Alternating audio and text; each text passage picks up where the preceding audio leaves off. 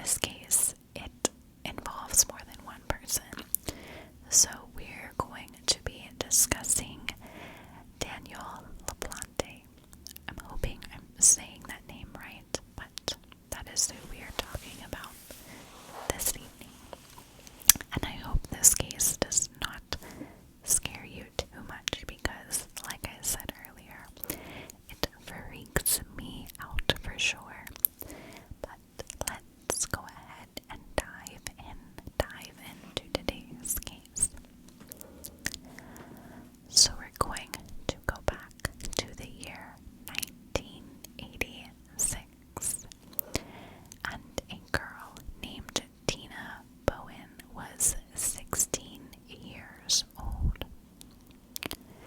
Now, Tina lived with her sister Kathy and her father Frank Bowen in Pepperell, Massachusetts, which is about an hour and a half northwest of Boston, Massachusetts. Now, sadly, Tina and Kathy's mother recently passed away in 1986 from cancer. Now, Frank still had a full-time job that he had to work, and he was often away from the home trying to make money to care for his daughters. Now, Tina and Kathy were old enough at the time to care for themselves, so they spent a lot of time home alone and also hanging out with friends in the area. Now, one of these days while they were hanging out at home, out of the blue, Tina received a call from a boy named Daniel LaPlante, who said he got her number from some mutual friends and that he lived in the same area she lived in. Now, Tina talked on the phone a lot to various friends and boys, so she just believed what Daniel had said and truly thought a friend must have given her number to him. Tina and Daniel began regular phone calls between the two of them, and they formed a relationship over the phone without having met one another in person. Tina really enjoyed talking to Daniel, and she felt it helped her grieve her mother, who had just recently passed, and helped her process her emotions. Eventually, Daniel worked up the courage and asked Tina to accompany him to the local fair. Tina excitedly agreed to go with Daniel to the fair. However, when she met Daniel at the fair, she found him to be nothing like she imagined. Tina was rather shocked by Daniel's appearance, as he seemed to be a bit unkempt, and she was even more confused as their conversations in person did not seem to go as well as they had gone over the phone. Daniel continued to press Tina with various questions about her mother's recent passing, and it ended up making Tina feel extremely uncomfortable around Daniel. Now, this date did not go as well as Tina had hoped, so she ended up leaving the date a bit early and hurried back home to be with her sister instead. Tina didn't really talk to Daniel on the phone after this, as she felt the date was just a little too she was not comfortable continuing to speak to him on the phone or see him again in person. Now, this was a few days later after the failed date, and Dina and Kathy believed that they would be able to contact their deceased mother via the use of a Ouija board that they had in the house. Dina and Kathy got the Ouija board out and began to ask several questions. After asking these questions, Dina and Kathy heard a couple of knocks throughout the walls in their home.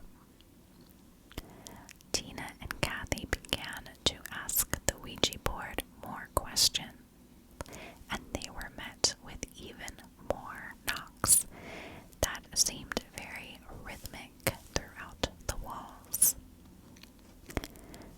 Dina and Kathy were very panicked, but they truly believed that they had spoken to the spirit of their mother and that she was responding to them by knocking on the walls with either a yes or a no. For several months after this Ouija session occurred, Dina and Kathy began to experience very odd things happening around the house, and they attributed all of these odd things to their deceased mother. They would continue to hear knocks throughout the home, and they began to notice that something or someone was drinking milk from the fridge or their glasses even if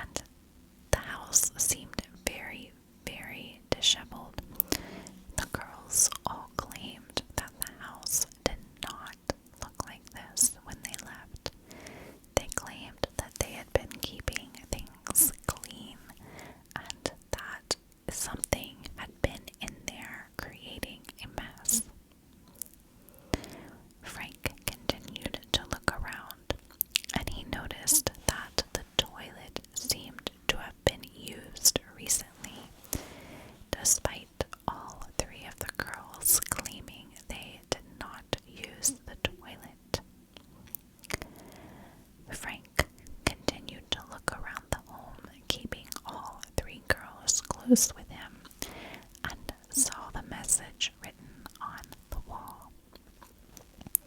He continued to look, and surprisingly, when Frank opened a closet that his late wife had used, there inside he found a teen dressed as a Native American holding a hatchet and looking very, very disheveled.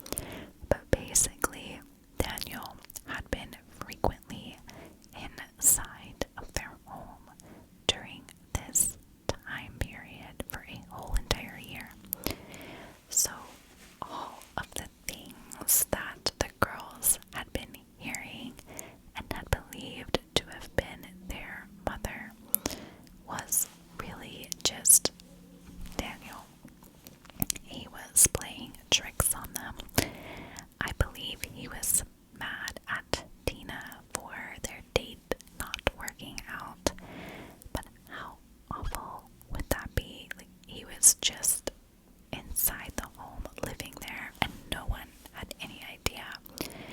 And of course, Frank felt bad, but at the time, he truly believed his daughters were just struggling and they were going crazy to some extent.